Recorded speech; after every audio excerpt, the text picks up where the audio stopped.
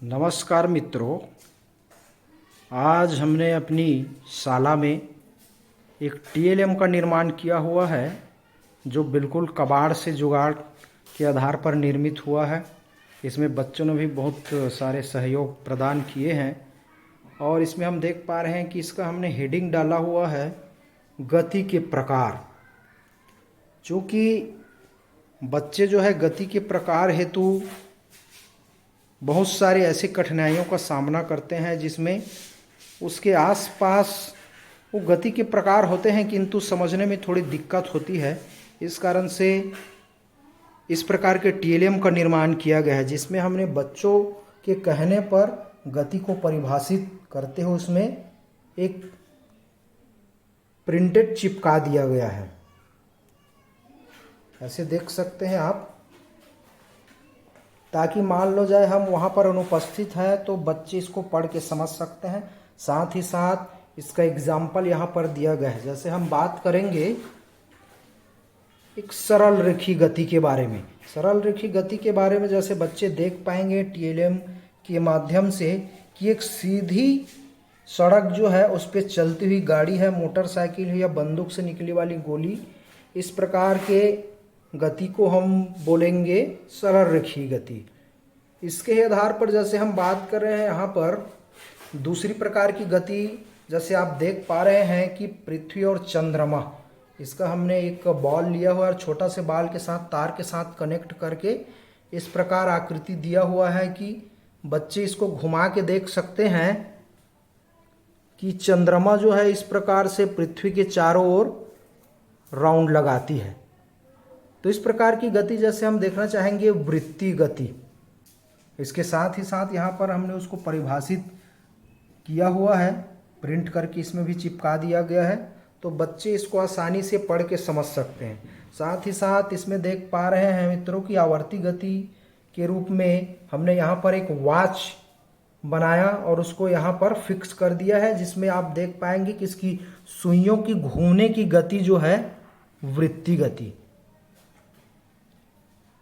इसी प्रकार से यहाँ एक हमने दो लकड़ी लिए हुए हैं और उसको फिक्स कर दिए हैं, मतलब एक आयत का निर्माण करके उसको फिक्स कर दिए हैं थर्मेकोल के प्लेट में। और इसमें दोलन गति को जैसे हम देखेंगे कि जब कोई वस्तु अपनी मध्य स्थिति के दोनों ओर सरल रेखा में गति करता है तो उसकी गति दोलन गति कहलाती है। और इसमें देखेंगे कि ये माध्य स्थिति से दोनों तरफ एक सरल रेखा में गति कर रही है। तो सरल रेखा में गति कर रही है तो इसको बच्चे आसानी से इस प्रकार पेंडुलम की तरह हिला के पता कर सकते हैं। अगला जैसे बात करेंगे हम जैसे घूर्णन गति के बारे में। तो घूर्णन गति है तो इसमें हमने एक बॉल लिया हुआ है और उसमें एक छोटी सी रॉड डाल के इसके ऊपर कॉक फिक्स कर दिया गया है और इसको जैसे हम घुमा के देखना चाहेंगे तो ये अपने ही अक्ष पर या अक्ष के धुरी के चारों ओर घूम रही है। इसमें एक नीचे तरफ एक पॉइंट दिया हुआ है, कील के माध्यम से नीचे इसको फिक्स कर दिया गया है। तो इस प्रकार से भी आप अपने बच्चों के लिए एक टीएलएम का निर्माण कर सकते हैं जो सामान्यतः स्कूल में सभी प्रकार की वस्तुएं आपको प्राप्त हो जाएगी। इसमें मुख्यतः हमने थर्माकोल लिया हुआ है, ड्राइंग शीट फिक्स कर दिया है। उसके पश्चात जैसे हमने एक रोड का प्रिंट निकाल के फिक्स कर दिया है जिसमें गाड़ी सामान्य मार्केट में जो बच्चे खेलते हैं इस प्रकार के गाड़ी को फिक्स कर दिया है, वो चलता भी है। और फिर हम देख पाएंगे कि यहाँ पर पृथ्वी के लिए एक बड़ा वाला बाल और छोटा वाला बाल को ऐसे कनेक्ट किया हुआ है कि आसानी से चंद्रमा पृथ्वी के चारों ओर चक्कर लगा सके।